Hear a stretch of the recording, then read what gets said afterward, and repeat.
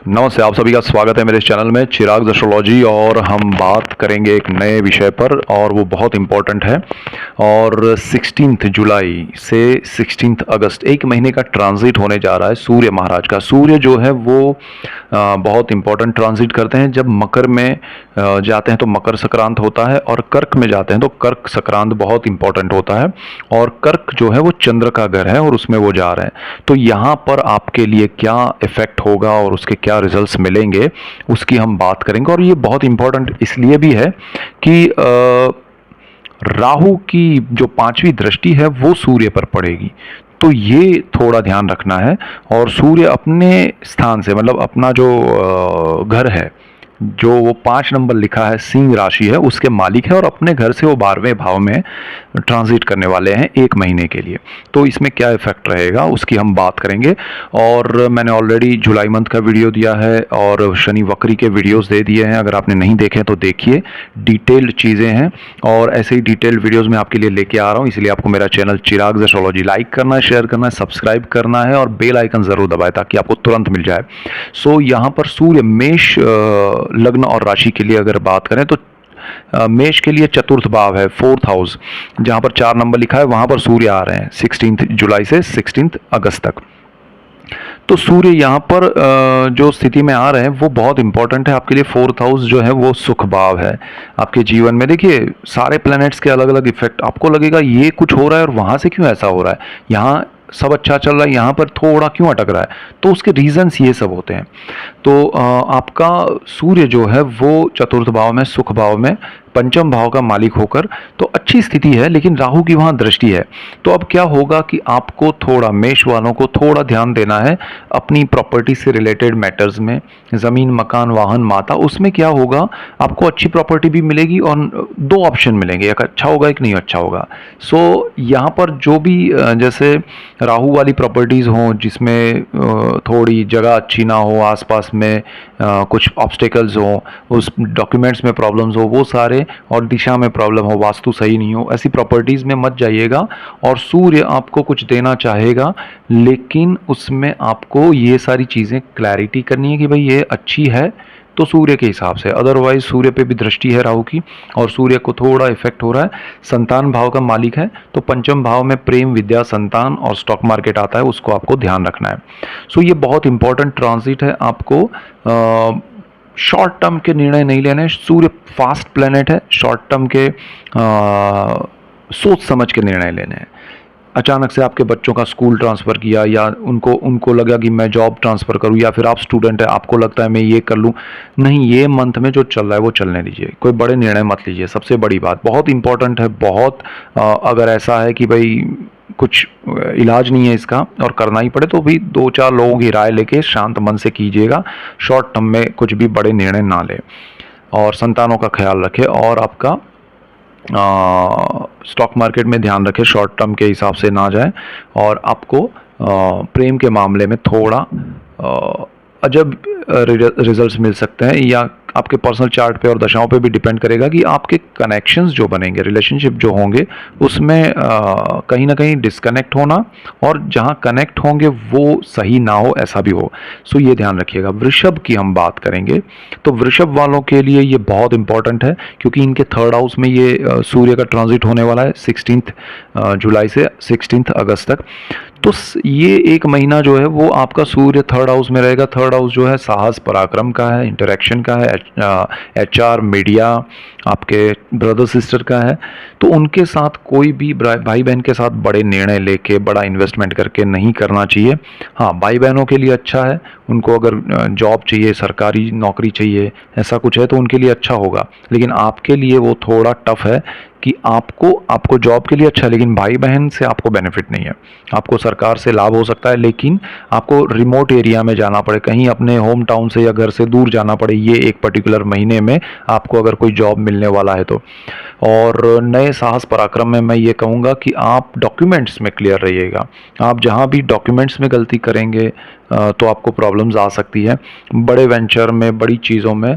और गवर्नमेंट के साथ जुड़े हुए लोग, चाहे जॉब हो चाहे बिजनेस हो, प्रोजेक्ट्स कर रहे हैं, तो उनको थोड़ा यहाँ पर everything should be in return और प्रॉपर लिखा हुआ हो, चीज़ें क्लैरिटी वाली हो उसमें, और सिग्नेचर करने में, साइन करने में ध्यान रखिएगा, अदरवाइज आप फंस सकते हैं।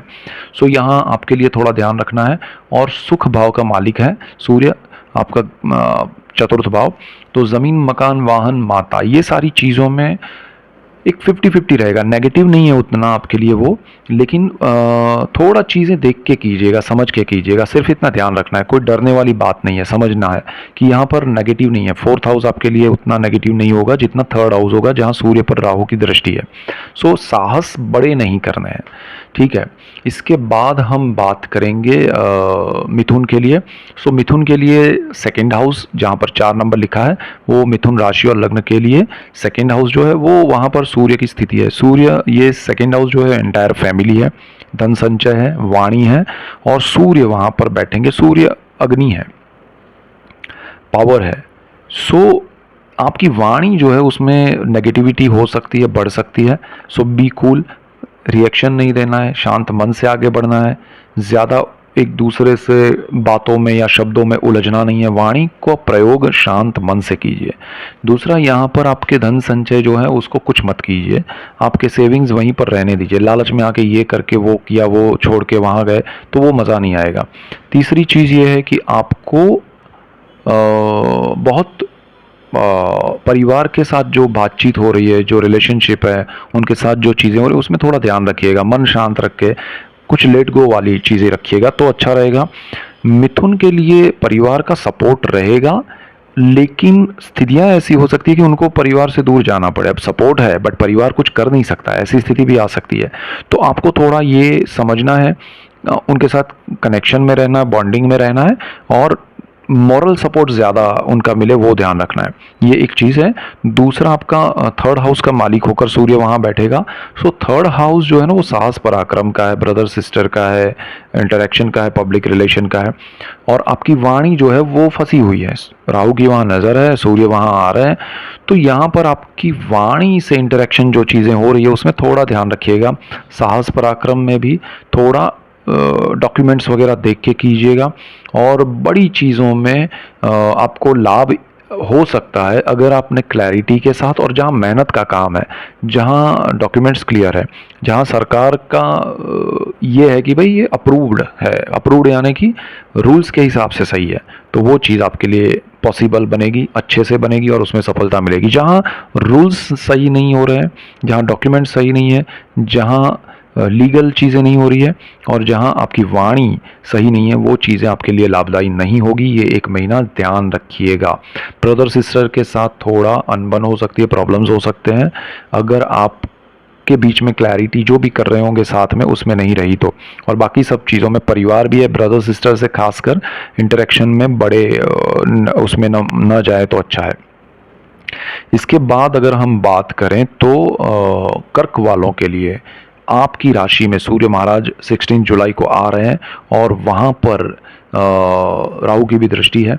सो ठीक है, लेकिन आपके लिए सेकंड हाउस के मालिक हैं और सूर्य वहाँ पर है, आपका पावर बढ़ेगा, एनर्जी बढ़ेगी।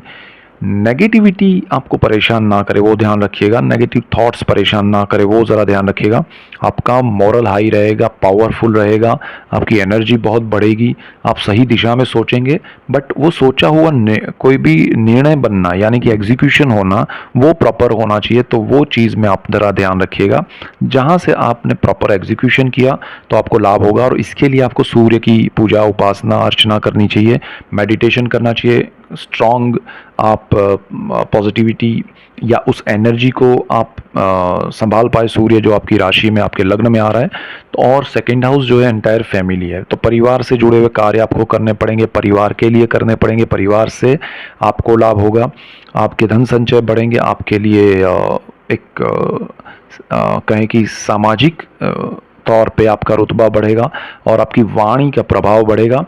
राहु यहाँ पर जो फर्स्ट हाउस पे दृष्टि कर रहा है आपके राशि पे, और वहाँ पर सूर्य है, तो वो समय में क्या, मैंने जैसे कहा कि पॉजिटिविटी को आपको कंट्रोल, मतलब जो चीज़ें सही है उसको पकड़ के चलना है, पॉजिटिविटी को लेके चलना है।